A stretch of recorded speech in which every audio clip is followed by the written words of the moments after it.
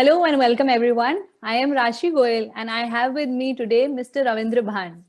Mr. Ravindra Bhan is the global strategy driver at TPS Management.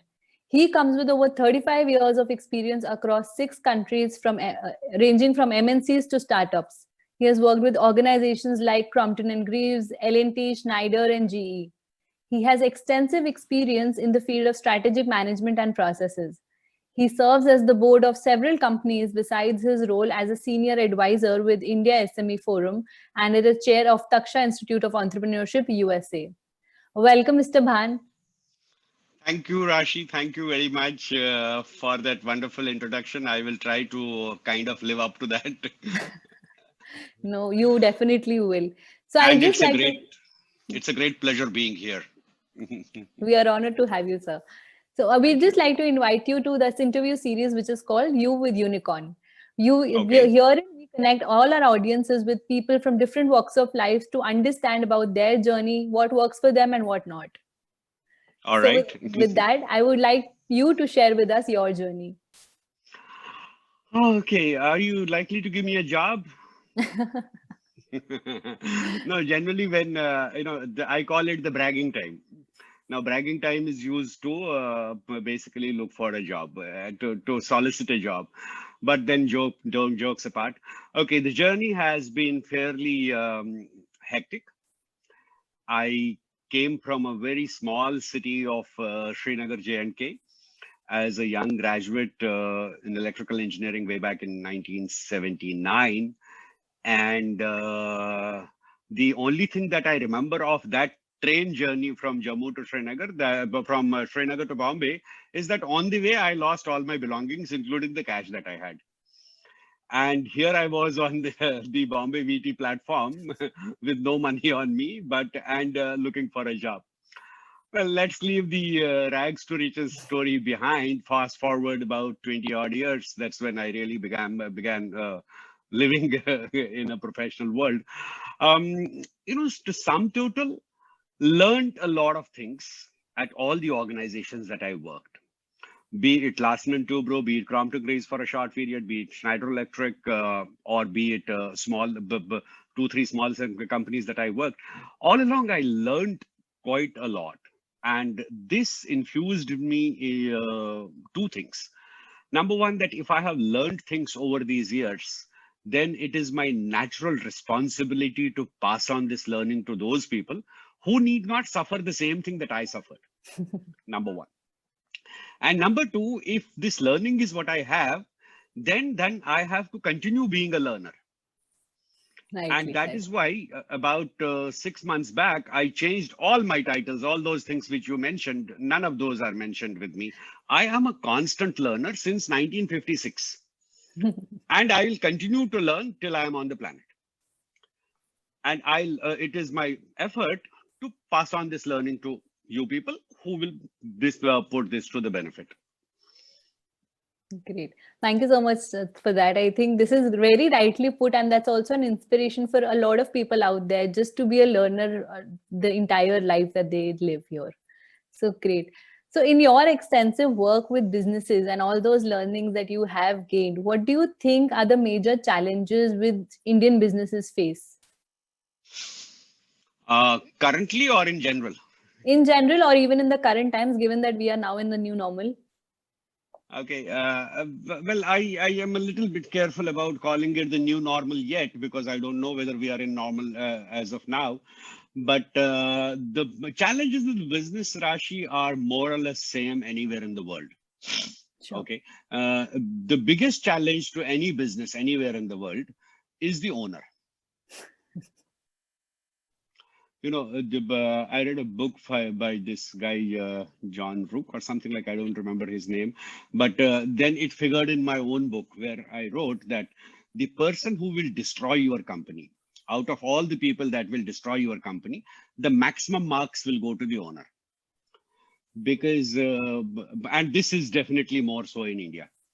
What happens to businesses, and I'm talking of small and medium businesses, the owner behaves like not only the owner, he also behaves like the technical manager. He also behaves like the HR head. Then he is also the finance controller. Then he is also the marketing manager. Now, what happens is two things. Number one, he has no educational or otherwise qualification in any of these. So therefore, the business is suffering from a bad marketing manager. It is suffering from a bad technology manager. It is suffering from a bad HR manager. That's on one side. Second thing is, now the businessman, because of these, he does all these things, and that takes 90% of his time. When will he do entrepreneurship? So businesses really don't get the time of their owners because the owners are busy running the ops. This is a challenge, and this is why I believe, and this is purely of experience, I'm not quoting any books. This is where I've seen most companies in small, medium sector suffering. Well, then it manifests itself in so many ways. Like somebody's valuation is down, somebody's sales are down, somebody's market is down, but that is the manifestation. Those are the symptoms. Okay. The diagnosis is that the business owner does not fulfill his role of a business owner, and he tries to fill for roles which are really not his. Sure. So that is a challenge, like you said, is across and not just only specific to India. Yes, with the little bit of difference that out there, particularly in the West, the business owner beyond a certain point is aware of this. Okay. And at a time when it starts impacting his business, he changes. Now, out here, we do not change till we are 86. And at 86, we get thrown off by our grandchildren. So that is a problem. And I know of, and I'm not just throwing, I'm not throwing statements. Absolutely. I can offline give you examples of people who are in their 75, 80s and are still controlling even a 5 rupee voucher, even though the company has reached a turnover of 1,000 crore. Sure. You'll be surprised at these numbers, but that is the fact. So we get messed up primarily because we don't give up. So that's why we are, that's what differentiates, I would not say just India, but most of the Asian countries. That's what differentiates us. We don't hand over. Okay, great. So the entire plan of getting someone professional to manage the business and keep continuing running on their own is what is the biggest challenge that our industry is currently facing. Yeah. I would say, well, I would not use very sophisticated HR terms like getting professionals to do the work. I'm saying, अगर नहीं है आपके पास आदमी, कम से कम खुद मत करो. Okay. If you don't want to hire somebody, and please don't do it yourself, then go and outsource it. You see, Sure. You are an HR expert. If you don't have HR capabilities, and you can't afford a director of HR, give this HR service to somebody on outsource it. Absolutely. If you don't have marketing capabilities, don't try to become a marketing manager because you can't hire one. And therefore you are harming your company by giving them a bad marketing manager, in bracket yourselves. Hire a marketing agency. So that is, I would add and supplement what you're saying. Hire professionals. If you can't hire them, hire help. But don't do it yourself because you don't know how to do it. So I think point taken on that, Mr. Bhan, for that. So what would be the brighter side? How do you think the MSME sector will pave the way for a glorious India ahead? There is no other way. You see, please, let's understand, we are 130 crore people, right? By what mechanism can you create 130 crore jobs? You can't. And the only job giver that all of us are looking up to is the government. Now, if everybody is working for the government, right, where is the work? What will they do on one side? On the other side, when you are talking of large corporations, particularly in sectors like manufacturing, financial services, and so on, I just now said that you need to hire help. Now, these large corporations will need an ecosystem of vendors.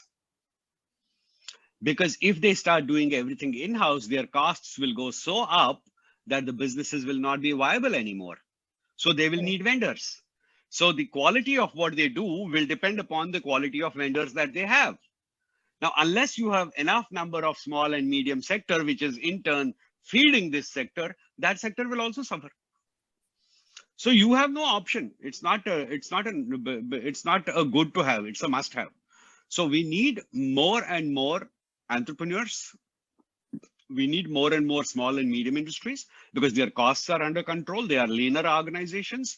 They are more, in certain cases, more capable, more specialized, and more specific to the job. So unless you have that in the ecosystem, your large corporates will fail.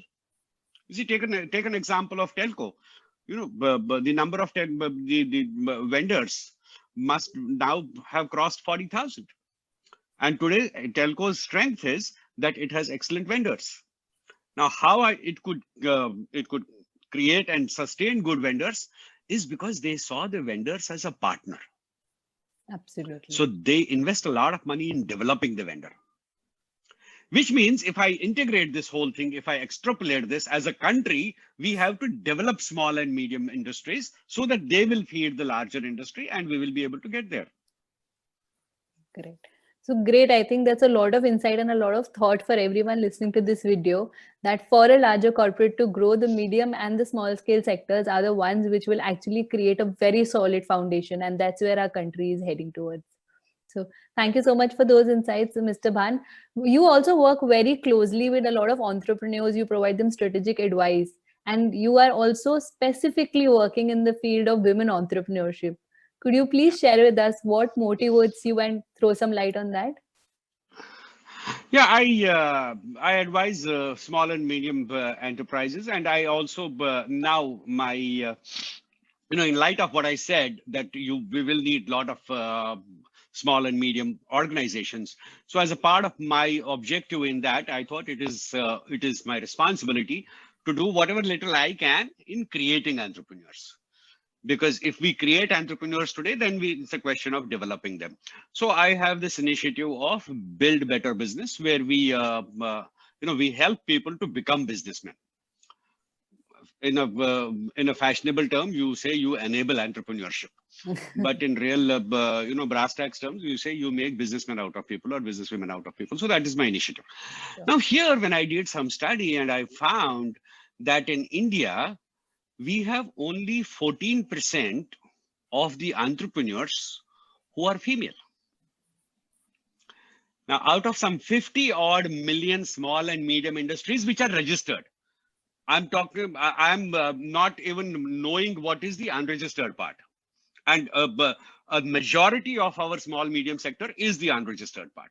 Now, out of the registered part, what is documented, out of those 50 million, only 8 million are women. Oh.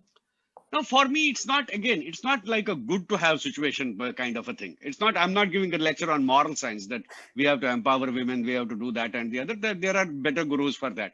My point is, if there is no women involvement in this, then this thing will not multiply. And if you want a stable society, if you want a growing society, you need influencers. Absolutely. Now, you cannot have a better influencer than a woman. Jokingly, I was speaking at Guwahati last year, and somebody said, why do you think women will be more important for a society? I said, yaar, bahut simple baat hai. Who in a family, who finally controls everything? Yeah, men think that they control. And they also get blamed for what they control. So, leaving that part aside, unless a woman is the enabler in a family, in a society, in a country, you will not go forward. So if you want a transformation, if you want Atmanirbhar Bharat, then you have to have Atmanirbhar Bharati Nari. Great. Thank you for that. I think me and my partner Vandana, I am really glad to know that we are one of those few women who are there in this field. And it feels great to see you taking initiatives of motivating more of us. So I dedicated certain programs or a certain section of my attention, and that is more than 50%. It's not the 8% out there. 50%, more than 50% of my attention will go to those enterprises which are owned by women. Owned, when I say owned, I mean owned for more than 50% of the total organization. Wherever there's an organization which is more than 50% owned by a woman or a set of women, that makes a woman enterprise. And 50% of my time goes in developing woman enterprise. And that is why this initiative of Wonder Woman Entrepreneur. Great. Sure. Could you just share a few details about the Wonder Woman program so that our audience can also know about it? Yes. I did a little bit of study and I found that there are on an average 1,300 free webinars going every day. And if we look at our inbox, 83% of your incoming mail is attend this webinar. And some 29% of that is on enterprise. And then so on. I'll not, let's leave that aside. I found that there's a lot of free webinar, what do I call it? There's a lot of free webinar flood in the market. Okay. Which you also called death by webinar, if I can remember correctly. Yeah, death by. So therefore, I felt that it is obvious, and you don't need to know rocket science to be able to conclude this, that you can learn nothing in a free webinar. You contribute a lot to the society by attending a free webinar, so, because you become the one of the data point for them to spam you later on. Otherwise, spam kisko karenge? Right now you have the WhatsApp controversy which explains this. But leaving that aside, so if I have to give something of value to these women or to anybody, then yes, I have to charge them a fee which goes towards operating. It doesn't really go into profiteering. But if I have to do that, then I have to give them a value that she can take home. Now, what is the value she can take home is not my slides and my gyan and my good speaking. That she is least interested in that. She might put a few claps here and there. She goes back home. Everything is same as normal. But instead, I give them live projects. That look, here is this component which is required by so and so company. These are the numbers that are required. This is the method of manufacturing it. And this is the amount of money you will require to manufacture it. And this is how you can sell it. We give all this in numbers. And then I spend about 30% of time talking about this, and then 70% I tell them, okay, now tell me, how will you do it? Now, I just gave a manufacturing example. We have initiatives in home healthcare. We have initiatives in hydroponics, because urban farming is going to be the future of the world. The time for, when you think of agriculture, you think of those lush green gardens somewhere 300 kilometers away. That is past tense. Most of the food will be grown in your house going forward. Now, that is a big business opportunity. And particularly for women, because by nature, women like to work with the food growing and things like that. And the beauty is that you can do it at home. And for those women who are in jobs and they don't want to leave the job, they don't want to lose the security of the paycheck, they can continue, they can start doing this without having to sacrifice their jobs.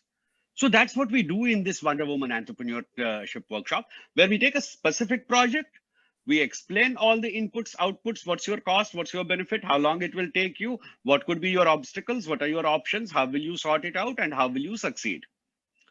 Now, we bring a project. But then there could be one woman in the audience who says, yeah, Mr. Ban, that is fine, but मेरे को इसमें interest नहीं है. So then we say, बेटा आपको किसमें interest है? So she says, मेरे को interest है, मुझे digital marketing बनना है. We tell them, okay, once you have registered, send it in that form. That I'm not interested in this hydroponic stuff. I want to do X, Y, and Z. And if you give me enough time before the workshop date, I'll do that study. And during the workshop, I'll present you the same information on your project. But if I feel, after my study, if I feel that your project is not viable, I will help you by saving you the money which you would have otherwise invested in it and failed later on. So that warning also I'll give you. It doesn't matter to me whether you succeed or you don't fail. You are not, I'm not a part of your profit or your loss. So I do it basically to caution you, like I said earlier, to help you not to do what I did 30 years back. Sure. Great. So I think that is a lot of things that you are trying to put across, and it feels great that we have people like you with so much experience and also out there always to help young entrepreneurs and anyone first timer, maybe young or maybe old by age numbers.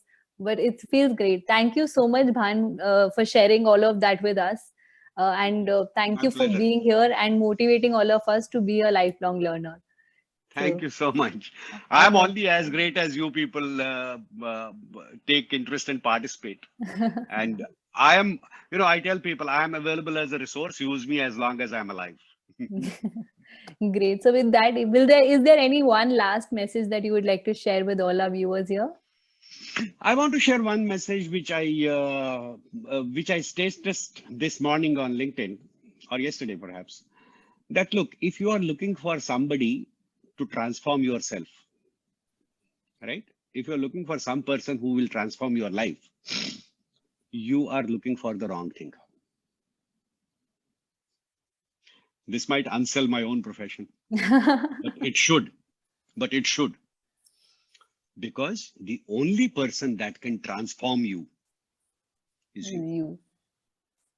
So focus on yourself, take charge of yourself, challenge yourself, make it difficult for yourself, go through the grind. And remember the sandpaper example?